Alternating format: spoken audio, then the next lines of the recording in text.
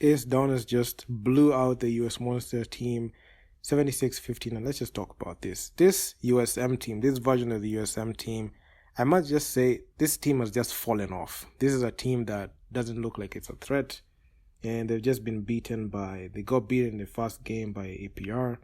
And in this game, they got beat by AS Douanes, the home team. And in front of 4,578 people, the US Monastir team could not be able to even put any resistance against the AS Douanes team. And it was just a pathetic performance all around, because the AS Douanes team, even despite having a poor start with a 12-point first quarter, you could see the US Monastir team just looked like they had a very, very good shot and chance of going ahead and winning this game.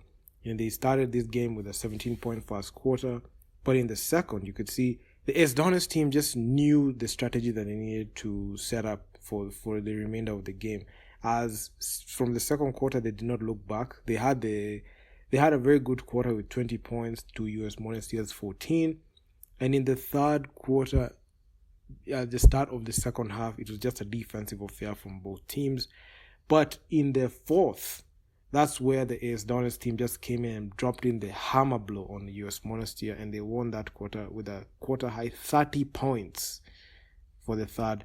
But the US Monastir capitulating with a 13-point performance and just dropping it by 17 points. They were down double digits at the end of the game. So this US Monastir team just don't look like a team that is a threat, and they don't look like a team that has the ability to even contend in the playoffs. Last year, they didn't even make the playoffs, and this year just looks like the same story all over again. Even with the presence of Marcus Crawford and Ater Majok. Ater Majok is a BAL Defensive Player of the Year, and Marcus Crawford, he was there with that AS Douanes team, and it's just sad to see him just go out like this. After leaving AS Douanes, he went to USM, and he's just getting beaten up by his former team. So even despite the poor shooting exhibition coming from both teams, you could see AS Douanes shot 32% from the field with US Monastir's 33%. That was below average and very inefficient. But still, the AS Douanes team were able to pull through and win this game, even despite the poor shooting exhibition. And the stat I was really monitoring is their shooting percentages from downtown, because both teams really struggled, with US Monastir being 5 of 18 from downtown, that's 27%, and AS Douanes 11 out of 13, 36%. So this was a stat that I was closely monitoring and just seeing how they adjust and how they are able to just, do that thing from downtown, and they're able to just find their shot from downtown. But both teams really struggled. But from the line, the US Monastir team really sent the AS Douanes team to the line a lot of times, because the AS Douanes team were 9 of 26 from the line. That was 73%. Despite the US Monastir team having a high free throw percentage, still, you can't compare with how many times they fouled and sent the AS Douanes team to the line. AS Douanes, in the other statistics, they utterly dominated. 45 total rebounds, out rebounding the US Monastir. But give credit to US Monastir, they're only one rebound shy from tying AS Douanes. Then looking at the assists, you could see AS Douanes 16 total assists and 8 steals. And this game only recorded one block. We only had one block coming from US Monastir, and that's just about it. But Amadou Haruna, this man is just sensational. He finished the game high 35 points. So you're seeing after the record was set by the player from Al Ali, I've forgotten his name. He set a BAL high 42 points. So a lot of players are coming in challenging that scoring record in a game. So Amadou Haruna, he had 35 points, and he was followed by Madut Akek with 13 and John Jacques Boise with 11.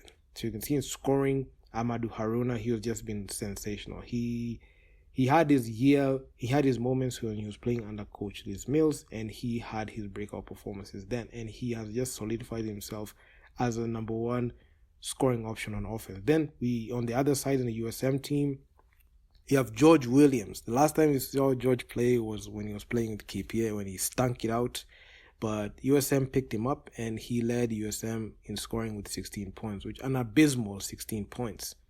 And in the rebounds, you can see Ater Majok, he led with 13 balls. Ater Majok had a very poor game, especially scoring-wise. He's a double-double machine, but looking at how he played, it was just like he just had an off game at that. Madud Akek, 9 total rebounds from AS Douanes. Then John Jackie's boys, he led with 8 assists, and Amadou Haruna also just followed him with 4 assists there. Marcus Christopher Crawford, I mean, he had 5 assists in this game, and I must say, this is just the downfall of the USM team, and they're just losing their edge as the years progress in BAL, because after they won that championship, it's just been downhill. They lost that edge as they got beat, as they just got beat, and they lost their best players. At that time when they won the championship, they were just at the height of BAL Season 2. But BAL Season 3, you could see they didn't even make the playoffs. And this year just looks like the same thing that's happening.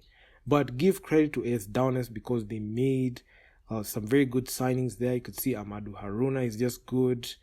You could see they brought in Christopher Bekpa. Christopher Bekpa, he had a very, very quiet game, and he was not as productive as you might have thought for a guy who's a center forward. He played 24 minutes here and he had 3 points and 4 rebounds. He just had a quiet game where he did virtually nothing, but they still have the ability to remain as dominant. But the USM team, this team just leaves a lot to be desired, because Marcus Crawford, despite playing 28 minutes, he only racked up 7 points, and on abysmal shooting splits. He didn't even attempt as much field goals as we are used to, and he's a person who's supposed to be a reliable option.